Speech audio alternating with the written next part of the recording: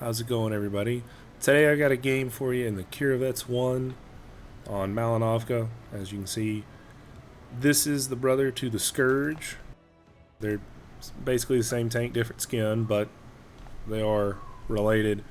I always heard that the Scourge and the Kirovets were, they're the best tier 8 Russian premium heavies in the game.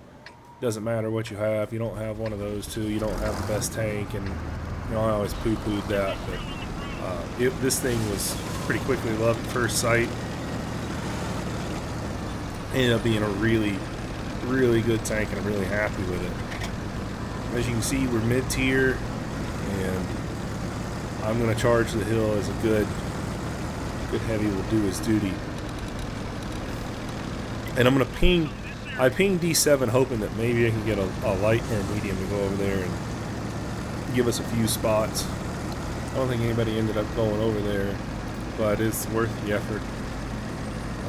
While we're climbing the hill, go over a few quick stats. This the D25TA, it's basically the same gun that you see in the IS-3A and the Fatherland, with 221 pin APCR base, 270 pin heat, and it's paired off with a 530 Alpha HE that's good for hitting waffles and any other lightly armored stuff you see. The Kirovets does have significantly better gun handling than the Fatherland IS-3A, to the tune of about 0.3 of a second better aim time and 1/100th better accuracy, but hey, every little bit helps. The turret armor is really strong up front, 195. It's a small area, it's that thick, but it is well sloped and well rounded, so it ends up being really effective. There's 16 millimeters on the side skirts, and the tracks count as 20. And behind the side skirt and the track has a flat 100 plate armor behind it, and the side skirts have a very well sloped 85 millimeter plate behind them, which will turn this thing into a very effective side scraping machine. A little bad luck shooting the 4202.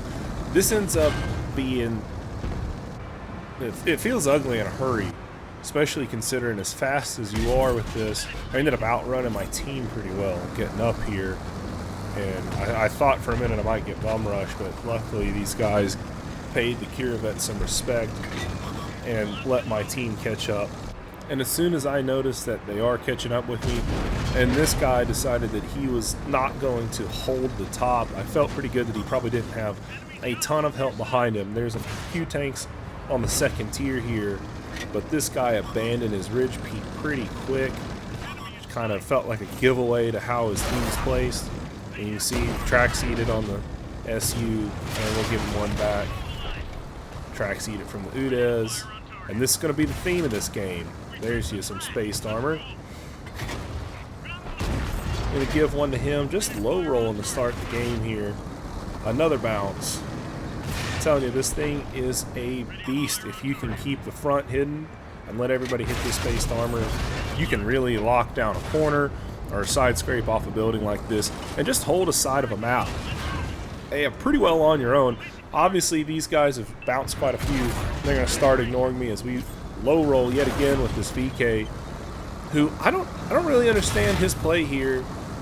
He ends up just kind of ignoring me, which was great with another low roll. I promise the thing really is a 390 Alpha cannon, but for whatever reason she wasn't behaving at the start of this game. So the VK is ignoring me, and I'm sitting here just expecting to die. As we finally, somebody pins a shot on our side. I think it was the FV4202. And then the SU comes up, sets us on fire. And this is where I was pretty sure this game was over. But he backed up as my team has killed the VK behind me. And now it's just, please hit the spaced armor. And the KPZ does it. The UDES hits the spaced armor. And it's just going to have to sit here and rock side to side and just hope for the best. He's going to poke again, and he's going to, track's going to eat it again. So, just comedy of errors, kind of. But hey, it's a lot of fun when you're going to sit here and bounce stuff. That's what spaced armor's for, right? It's proper side scraping technique. Don't give them anything squishy. Make them earn every hit point and bounce a lot of damage. So, that was a kind of a quick push up here at the windmill, but it was a lot of fun. See, there we go. There's a nice 400 alpha hit. About time after all the 330s we had to start the game. And we spotted Artie. I don't know why he decided he was going to push up. Maybe the only friends he had left in the world. T-30 takes care of him for us. And now I think I'm comfortable enough to come shoot this SU. And come on, show yourself. There we go.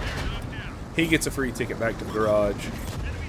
And the KV-4 is snuck up behind us, battling with the T-30 here. And we will steal the kill, confirm the kill, save the T-30. Call it what you want. But 3 kills, real fast game up the windmill. But a ton of fun.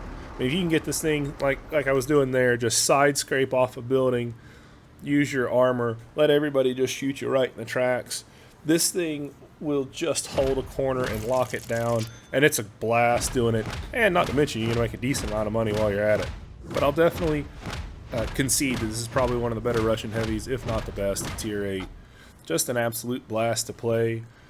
Base almost 2100 base XP, which is pretty good, mid-tier, and 4.7k raw damage, especially with all the low rolls. I think we probably could have been a little closer to 5 maybe if we'd have hit our average, but hey, that's okay, it happens.